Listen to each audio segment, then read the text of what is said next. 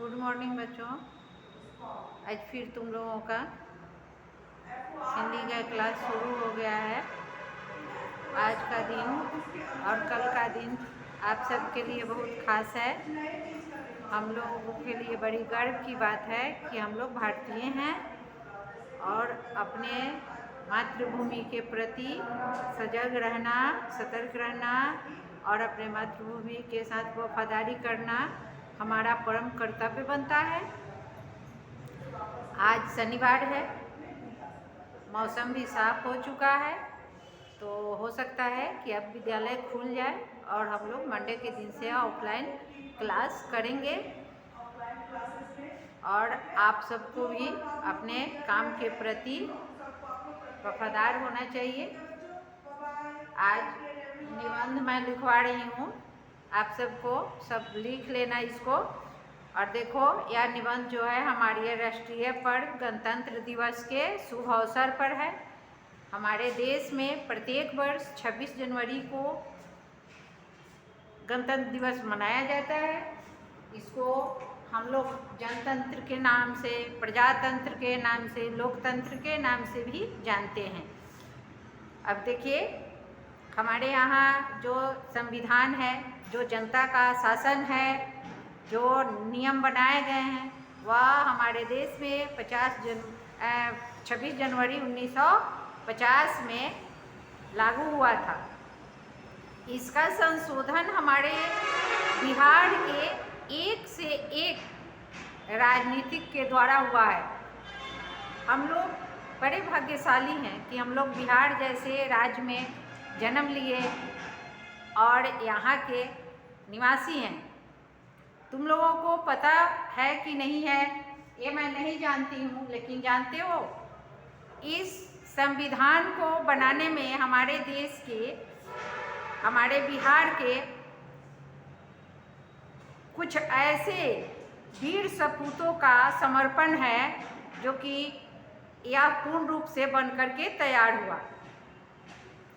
यह जो संविधान बना, इसमें हमारे यानी कि आरा जिले के डॉक्टर सच्चिदानंद सिन्हा का बहुत ही योगदान है।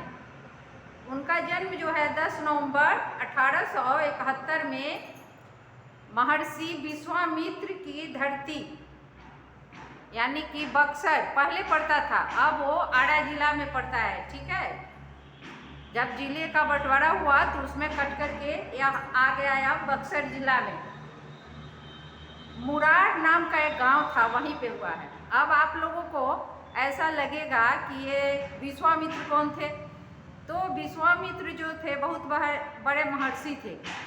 और कब की ये बात है, जब राम अवतार लिए थे, उस समय जब राक्षसों का आतंक फैला हुआ था, तो उसी धरती पर, उसी तपोवन में महर्षि विश्वामित्र रहा करते थे। और उन्होंने ही राजा दशरथ से राम को सभी महर्षि साधुओं संतों की रक्षा के लिए मांगा था कि ताकि राम आएंगे और इन राक्षसों का संहार करेंगे और हम लोग शांति से अपना जीवन व्यतीत करेंगे। उसी गांव में हमारे देश के एक बहुत बड़े राजनीतिक बैरिस्टर जन्म लिए थे, कायस्थ परिवार में। ठीक है, उन्होंने अपनी पढ़ाई भारत से लेकर के इंग्लैंड तक में पूरी की। बहुत ही सुयोग्य नेता उस समय के कांग्रेस के माने जाते थे।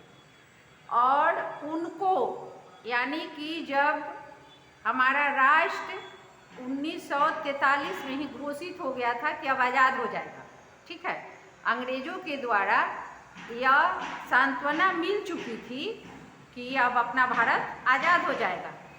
और उसी के आधार पर हमारे देश के जो भी नेता थे, अध्यक्ष थे, महापुरुष थे, उन लोगों ने इन चीज़ों के लिए एक गोष्ठी बनाई, एक सभा बुलाई। और उस सभा में हमारे बिहार के डॉक्टर सच्चिदानंद बाबू को यानी कि सबसे पहला यानी संविधान के लिए अध्यक्ष बनाया गया। लेकिन ऐसा हुआ कि देश आज़ाद होते ही उनकी तबीयत बिगड़ने लगी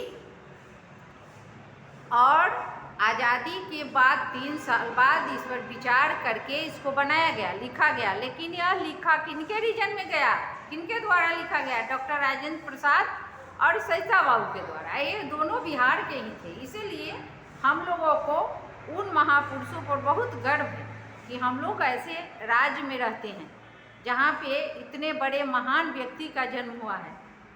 और सरिता बाबू को अध्यक्ष यानी कि भारतीय कांग्रेस का भारतीय संविधान सभा के पहले अध्यक्ष के रूप में चुना गया।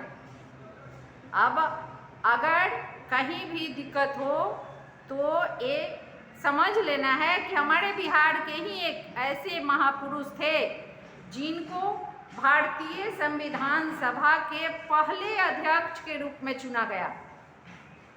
लेकिन अब हम लोगों का दुर्भाग्य था कि उनकी जो है तबीयत खराब होने लगी और उनको पटना शिफ्ट कर दिया गया हॉस्पिटल में। ठीक है, वे अस्पताल में भर्ती हो गए। उनका इलाज दिल्ली भी हो सकता था, लेकिन उन्होंने कहा कि नहीं, मैं अपने जन्म धरती पर जाऊंगा, मुझे दिल्ली में इलाज नहीं करवाना है। इसलिए उनको पटना अस्पताल में भर्ती करा दिया गया। ठीक है, उसके बाद संविधान डॉक्टर राजेंद्र प्रसाद के द्वारा जो है लिखा गया और उसको पूर्ण भी किया गया।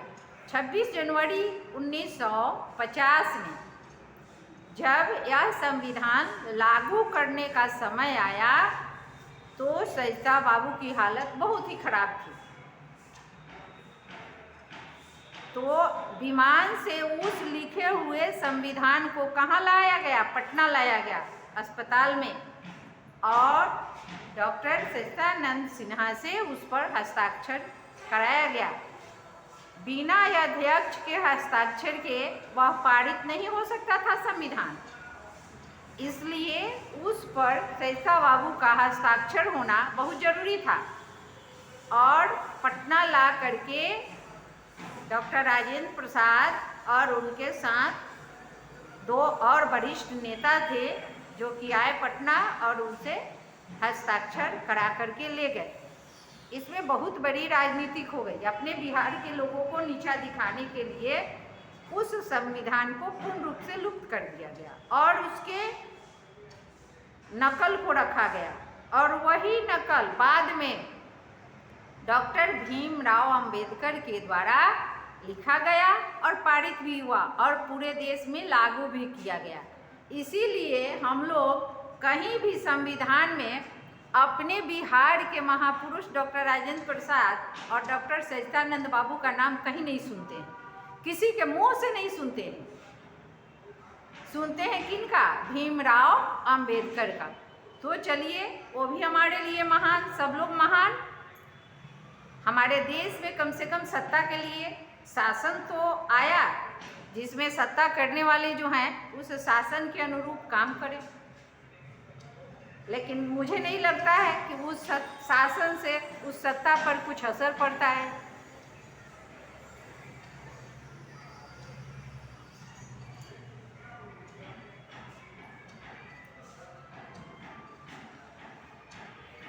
हमारे देश में जो कुछ भी संविधान के तहत हुआ उन सब में सबसे ज़्यादा हाथ सच्चिदानंद बाबू का है।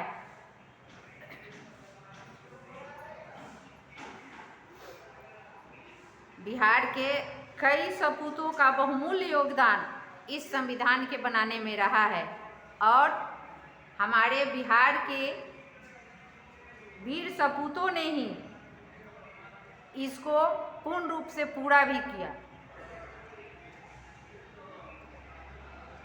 संविधान लिखते समय सामने बहुत बड़ी बड़ी चुनौतियां आई, लेकिन जो हमारे यहाँ के महान व्यक्ति थे उन्होंने उन बड़े चुनौतियों को बड़ी आसानी से सुलझा दिया और सहन कर लिया और अपने काम को बखूबी निभाया। वह काम जो था ऊंचे ऊंचे पहाड़ पर्वत की तरह था, लेकिन फिर भी उसमें कोई रुकावटें नहीं आई। और उस संविधान में एक और बड़े आचार्य JB कृपलानी का था उन्होंने भी बहुत सहयोग किया और उन्हीं के द्वारा सरिता बाबू को अध्यक्ष भी बनाया गया था। उनका कहना था कि डॉक्टर सच्चिदानंद बाबू के जैसा कोई अध्यक्ष हो ही नहीं सकता। अब इस तरह से देख लिया जाए तो हमारे देश के प्रथम मुख्यमंत्री डॉक्टर कृष्ण कुमार सिंह, उप मुख्यमंत्री अनुग्रह नारायण सिंह, भारत के प्रथम राष्ट्रपति डॉक्टर राजेंद्र प्रसाद, भारत के पहले भारतीय संविधान सभा का सबसे पहला अध्यक्ष सच्चिदानंद बाबू। तो ऐसे हम लोग कितने लोगों को जानते हैं जो हमारे बिहार के हैं और उनके नाम पर हम लोगों का सिर जो है ऊंचा रहता है। हम लोग बड़े अपने आप को सौभाग्यशाली समझते हैं कि ऐसे राज्य में हम लोगों का जन्म हुआ। जब बिहार और बंगाल अलग हुआ उसमें भी सरिता बाबू का सबसे ज़्यादा योगदान रहा। उन्होंने ही इस बंगाल और बिहार के बंटवारा में सबसे ज़्यादा काम किया। उड़ीसा से अलग होने पर भी उन्होंने ही सबसे ज़्यादा अपना योगदान दिया। इस तरह से हम लोग अपने बिहार के महान वीर सपूत को सत सत नमन करते हैं, प्रणाम करते हैं और उनको हमेशा अपने जीवन में याद रखते हैं। और आप लोग भी रखिएगा। मान लीजिए कि आप क्लास 3 में पढ़ते हैं, ठीक है बेटा, कोई बात नहीं, लेकिन जानकारी रखना कहीं से कोई गलत नहीं होता है। इसलिए मैं आप लोगों को हमेशा सीख देती हूँ कि आप कभी भी मत सोचो कि मैं 3 क्लास में हूँ। हमेशा ऊपर सोचो कि नहीं, मैं 3 में पढ़ रहा हूँ, लेकिन मेरा नॉलेज जो है, मेरा ज्ञान जो है वह 5 क्लास के बच्चों की तरह होनी चाहिए और बोलने की कैपेसिटी भी होनी चाहिए। आज 25 जनवरी है। 25 जनवरी की रात में 12 बजे ही हमारे यहाँ संविधान लागू हुआ था। इसलिए आज और कल ये दोनों दिन हम भारतीयों के लिए बहुत खास होता है। यहाँ आज मैं आप लोगों के समक्ष अपने राष्ट्रीय त्योहार गणतंत्र दिवस पर निबंध लिख दी हूँ। आप लोग भी अपने कॉपी में इसको नोट कर लीजिएगा।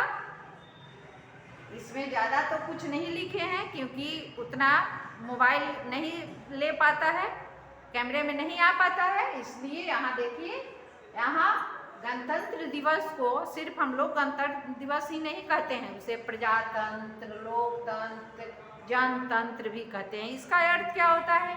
जनता का शासन, कि जिस पर जनता का हक हो, जो जनता के हित में हो, जो जनता के द्वारा चलाई जाती हो, उसी को हम गणतंत्र कहते हैं, जनतंत्र कहते हैं, प्रजातंत्र कहते हैं, लोकतंत्र कहते हैं। समझे? आप यहाँ देखिए, अब आगे चलते हैं हम कि स्वतंत्रता प्राप्ति के बाद भारत के नेताओं ने शासन प्रणाली के रूप में किसको अपनाया? गणतंत्र को अपनाया। उन्होंने उस प्रणाली में गणतंत्र को, यानी गण माने आदमी और तंत्र माने तरीका, उपाय, दवा, जिस चीज का उपाय जनता के द्वारा किया जा सकता है उसी को गणतंत्र कहा गया। समझे? उसमें 1950 ईस्वी की 26 जनवरी को भारत का संविधान पूर्ण रूप से लागू कर दिया गया और हम लोग एक संवैधानिक तौर से भारत के नागरिक हो गए, जो कि हम लोग अपने मर्जी से, अपने मन से अपने देश में कर सकते हैं। ठीक है? और हर काम को करने के लिए सरकार के तरफ से हम लोगों को एक निश्चित अवधि, निश्चित समय, निश्चित किसी भी काम को करने का तरीका मिला और उसी के आधार पर हम लोग आज तक अपने जीवन को यहाँ तक लेके चल रहे हैं। समझे? इससे कहीं पीछे नहीं हटना चाहिए, हमेशा अपने राष्ट्र के हित और अपने घर परिवार के हित में ही बात करनी चाहिए। अब यहाँ देखिए, आप गणतंत्र दिवस की खुशी में हमारे देश के निजी माने प्राइवेट, निजी सरकारी जितनी भी संस्थाएं होती हैं इस खुशी के मौके पर बंद रहती हैं और उन संस्थाओं में अनेक प्रकार के रंगारंग सांस्कृतिक कार्यक्रम का आयोजन किया जाता है। उसमें होनहार बच्चे भाग लेते हैं। उन बच्चों को विद्यालय या किसी और संस्था के तरफ से जो भी मुख्य अतिथि के रूप में आते हैं या अपने इस विद्यालय के प्राचार्य महोदय होते हैं या निदेशक महोदय होते हैं, वो वे अपने हाथों से उन होनहार बच्चों को क्या करते हैं, पुरस्कृत करते हैं। और उस दिन का दिन जो है, चारों तरफ हमारे देश के राष्ट्रगान की आवाज़ से धरती क्या आकाश गूंज उठता है और चारों तरफ अपने देश के राष्ट्रगान, देशभक्ति गाने बजते सुनाई पड़ते हैं। और हम लोगों का जो है उस दिन माहौल एक अलग तरह का बना हुआ रहता है। सारे नागरिक, सारी जनता झूम उठती है क्योंकि उस दिन हमारे देश का ऐसा पर्व होता है, ऐसा त्यौहार होता है कि सारे भारतीय एक साथ मिल करके इस त्यौहार को बड़े खुशी से मनाते हैं और इतनी खुशी एक साथ मिलने के बाद ही मिलती है। इसलिए हम लोग इन दिनों को कभी भुला नहीं पाते हैं और इन दिनों का जो है इंतजार भी हम लोगों को बड़ी बेसब्री से रहता है। हम लोग देखते हैं कब आए 26 जनवरी, कब आए 15 अगस्त कि हम सब लोग एक साथ मिल करके अपने राष्ट्रीय त्यौहार को अच्छे से मना पाए। आज विद्यालय में तुम लोगों के लिए भी तैयारी का समय रखा गया है। अगर कल तुम लोग अपना कुछ विद्यालय में विशेष रूप से करना चाहते हो तो विद्यालय के कार्यक्रम में आकर भाग लो और उनसे अपने प्रतिभा को दिखाओ। जो प्रतिभाशाली बच्चे हैं उनको कल मौका दिया जाएगा, अवसर दिया जाएगा और वे अपने प्रतिभा का प्रदर्शन विद्यालय के प्रांगण में करेंगे। ठीक है बच्चों, तो आप लोग इसको अच्छे से नोट कर लीजिएगा और कहीं कोई हमसे गलती हुई होगी ऑनलाइन क्लास में तो इसके लिए मैं आप सब से, आपके परिवार से क्षमा प्रार्थी हूँ। अब आज का क्लास यहीं पे मैं समाप्त करने जा रही हूँ। अभी आप सबका क्लास ऑफलाइन मोड में हो सकता है मंडे के दिन से शुरू हो जाए तो हम लोग क्लास में मिलेंगे। अब तब तक के लिए बच्चों विदा लेती हूँ, फिर हम लोग मिलेंगे मंडे के दिन, सोमवार के दिन। हंसी खुशी से अपने त्यौहार का आनंद लीजिए, मिलजुल कर अपने त्यौहार को मनाइए। बाय बच्चों, टाटा, फिर मिलेंगे।